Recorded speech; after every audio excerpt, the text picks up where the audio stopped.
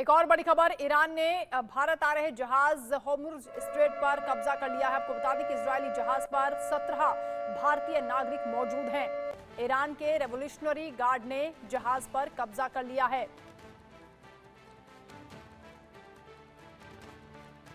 इस वक्त ये बड़ी खबर सामने आ रही है। इजरायली अरबपति का जहाज जिस पर 17 भारतीय सवार हैं, उस पर कब्जा कर लिया गया है। ईरान इजराइल में तनाव लगातार बढ़ता जा रहा है। रिपोर्ट्स की माने तो ईरान 2 दिन में कभी भी इजराइल पर हमला कर सकता है। इस बीच ईरान की ओर से एक इजरायली शिप पर कब्जा कर लिया गया है, जिसने भारत की भी मुश्किलें बढ़ा दी हैं। आपको बता दें कि जहाज पर करीब 20 लोग सवार थे, जिसमें 17 भारतीय नागरिक हैं। नई दिल्ली भारतीय नागरिकों को छुड़वाने के लिए ईरान पर पूरा दबाव बनाए हुए है। सरकार की ओर से प्रयास किए जा रहे हैं। घटना के बाद इजरायली सेना ने जवाब दिया है। प्रवक्ता डेनियर ने कहा है कि हम किसी भी तरह के हमलों को लेकर चुप नहीं बैठेंगे, इसका करारा जवाब दिया जाएगा। इधर भारत समेत 6 देशों जिसमें अमेरिका, ब्रिटेन, रूस, फ्रांस और जर्मनी ने अपने नागरिकों के लिए एडवाइजरी जारी कर दी है। न्यूज रूम से सहयोगी आयुष पाल हमारे साथ जुड़ रहे हैं। आयुष, कल भी हम चर्चा कर रहे थे, 2 दिन बेहद अहम हो सकते हैं ईरान और इजराइल के बीच, लेकिन अब शिप पर कब्जा कर लेना जिसमें 17 भारतीय भी सवार हैं, इसको लेकर अब तनाव और टेंशन बढ़ती हुई नजर आ रही है।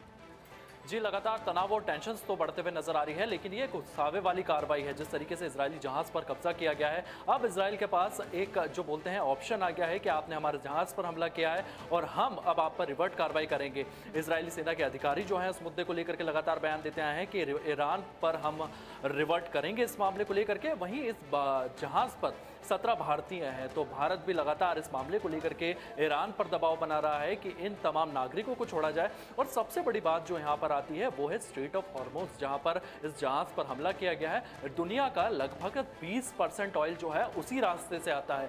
जब उस रास्ते पे इस तरीके की कार्रवाई होने लग जाएंगी तो कहीं ना कहीं तेल मार्केट में भी प्राइस जो है उसमें हाइक होगा और कहीं ना कहीं वर्ल्ड इकोनॉमी पे भी असर पड़ने वाला है इस चीज़ का। जिस तरीके से इजराइल लगातार बोल रहा है कि हम भी इस मामले को लेकर के ईरान पर रिवर्ट करने वाले हैं, ईरान को इसका जवाब देना होगा। तमाम तरीके के उनके जो मिलिट्री अधिकारी हैं वो उस तरीके के बयानबाजी कर रहे हैं। नेतन्याहू का भी बयान इस मामले को लेकर के सामने आ रहा है। तो कहीं ना कहीं मुश्किलें अब ईरान की बढ़ती हुई नजर आ रही है, क्योंकि इससे पूरा की पूरा वर्ल्ड मार्केट जो है वो इफेक्ट हो रहा है। वहीं अगर बात की जाए यूएसए की, तो जो बाइडेन को हमने देखा, जो बाइडेन से लगातार यूएस मीडिया ने जब पूछा कि इस मामले को लेकर के आप ईरान को क्या कहना चाहेंगे, तो जो बाइडेन ने साफ तौर पर कहा है कि ऐसा मत करो, युद्ध की ओर मत धकेलो।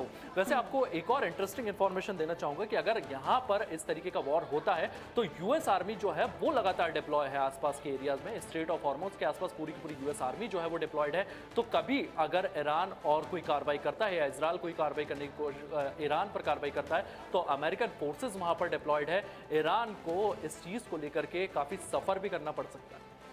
ईरान क्योंकि इजराइल को देश के तौर पर मान्यता नहीं देता है और ये भी कहता है कि मुसलमानों की जमीनों पर कब्जा किया हुआ है। तनाव तो बहुत दिन से देखा जा रहा था, लेकिन अब तीसरे विश्व युद्ध के भी संकेत नजर आ रहे हैं। अगर दोनों देशों में तनाव बढ़ता है, जंग शुरू होती है, तो तीसरा विश्व युद्ध भी शुरू हो जाएगा, जिससे अर्थव्यवस्था भी।